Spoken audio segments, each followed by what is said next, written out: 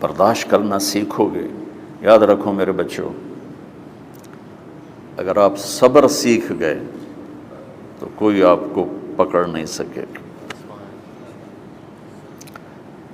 یہ جو ریسنگ گاڑیاں ہوتی ہیں نا، فراری اور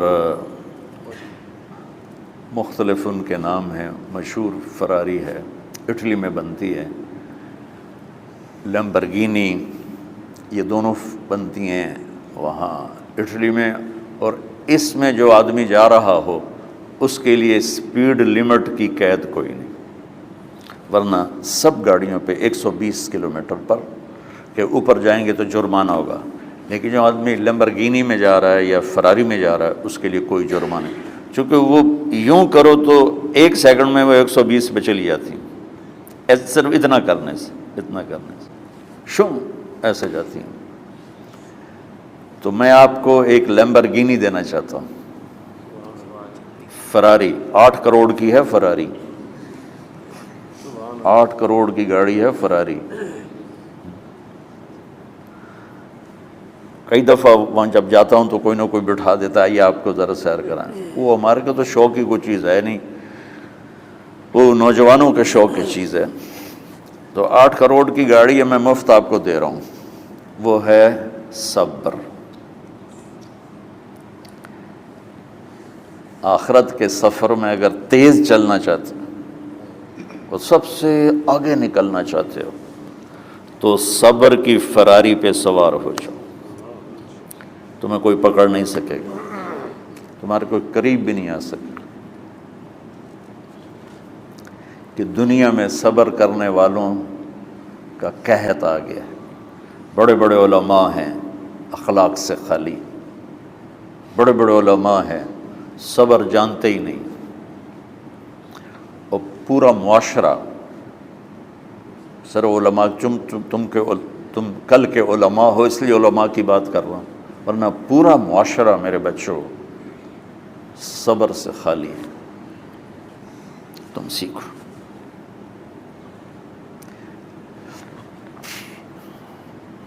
دیکھو میری ایک بات سنو، علم کی کمی ہو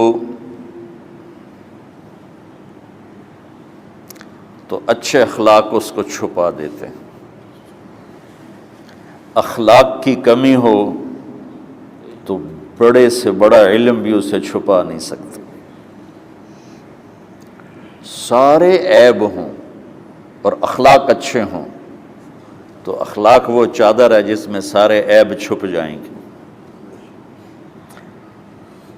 بس ساری صفتیں ہوں اور بد اخلاق ہو تو ہر صفت کو بد اخلاقی چھپا دے گی. میرے نبی نے نماز لمبی پڑھی، اللہ نے روک دیا، کہا نہیں چاہیے. ما انزلنا علیک القرآن لتشقی، مختصر نماز پڑھیں، درمیانی نماز پڑھیں. پیسہ سارا خرچ کر دے، اللہ نے روک دیا.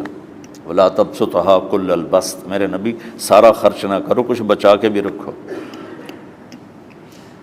تبلیغ میں اپنی جان کھپائی، اللہ نے اس سے بھی روک دیا. فلا تذهب نفسک علیہم حسرات، تبلیغ کرو خود نہ مر جاؤ. تبلیغ کتنا بڑا عمل ہے، اللہ نے کہا اعتدال. نماز کتنا بڑا عمل ہے، اللہ نے کہا درمیانہ ہاتھ رکھو. مال خرچ کرنا کتنا بڑا عمل ہے، اللہ کا درمیانہ ہاتھ رکھو. جب میرے نے میں نے اخلاق میں بلند پرواز دکھائی تو اللہ نے کہا شاباش انک لعلی خلق عظیم. میرا نبی میں آپ کو شاباش دیتا ہوں، آپ کے اخلاق بڑے عالی شان ہیں. یہ نہیں کہا کہ اتنے بھی ذرا تھوڑا اکھ بھی کھائی کر کو کوڑا ہویا کر. تو تم مولوی بڑے غسیلے ہوتے ہو. تم میرے بچے بیٹھو نا، اس لیے بات کر رہا ہوں. صبر نام کی شے ہی نہیں ہوتی. فقہ پڑھنا تو ہماری مت ماری جاتی. قرآن کو بھی فقہ کے انداز میں پڑھتے ہیں، حدیث کو بھی فقہ کے انداز میں پڑھتے ہیں. بخاری سے زیادہ امام بخاری پڑھاتے ہیں. ترجمۃ الباب پہ اتنا وقت لگا دیتے ہیں کہ حدیث جو اصل چیز ہے اس کی طرف توجہ نہیں جاتی۔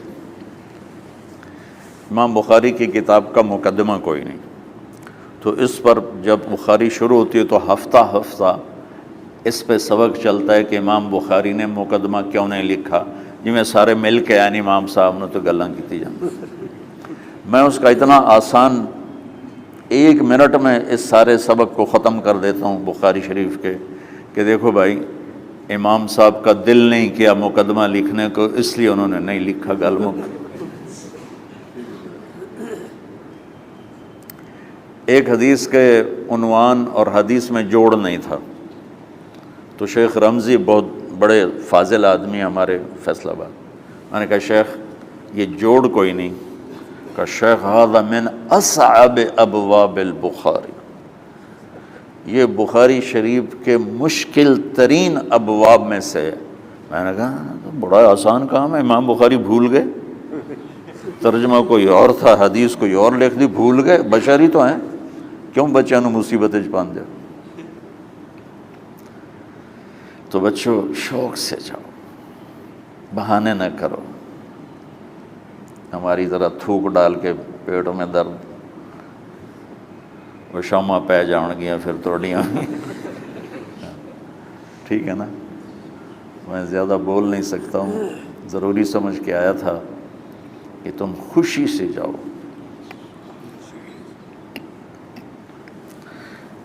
پھر اس میں جو ناگواری آئے گی اسے برداشت کرو گے تو پھر آپ کا صبر بڑھے گا۔ تمہیں صرف میری شہرت نظر آتی ہے،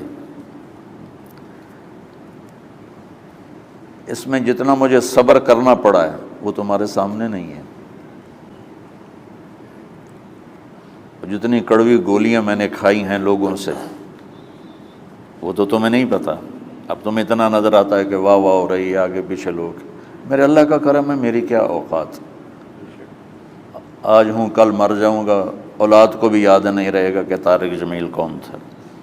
جو ہے اس میرے رب کا کرم ہے، مجھے اپنی شہرت سے کبھی دھوکہ نہیں لگا۔ تو میرے بچوں اس لیے بتا رہا ہوں، کوئی فخر نہیں، کہ مجھے اپنی شہرت سے کوئی دھوکہ نہیں، ایک لمحے کے لیے بھی مجھے دھوکہ نہیں۔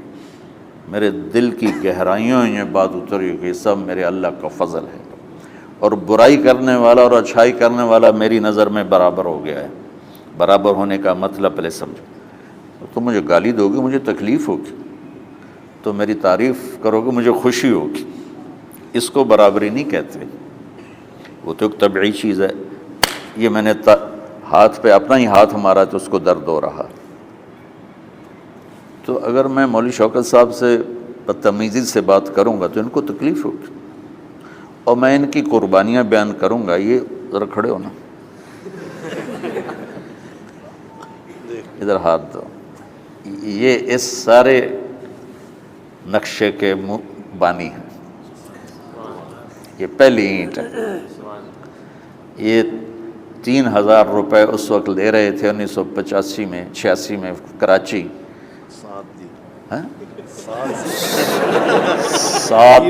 7,000 ان کی تنخواہ تھی، اور میں نے ان کو تلمبے میں بلایا 900 روپے مہینے پر۔ کتنا فرق ہے 7,000 اور 900 کا؟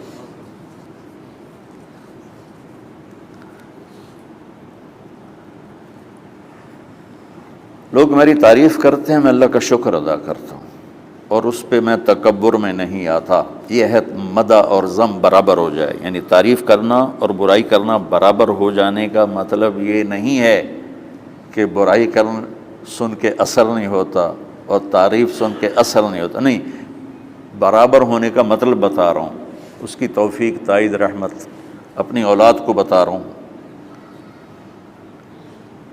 کوئی میری تعریف کرتا ہے میں اللہ کا شکر ادا کرتا ہوں اور اپنے آپ کو بھولتا نہیں ہوں، کوئی میری برائی کرتا ہے تو میرے دل میں اس کے لیے کوئی منفی جذبہ نہیں پیدا ہوتا۔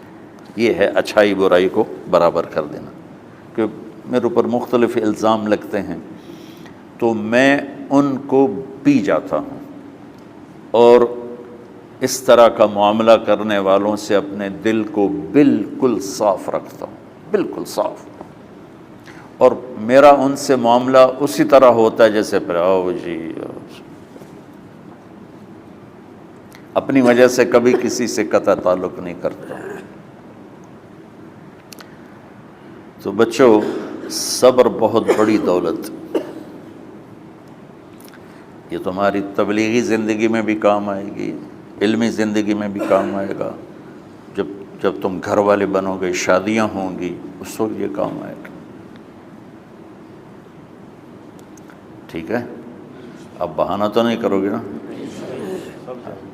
خوشی سے جاؤ گے نا؟ چلو، السلام علیکم۔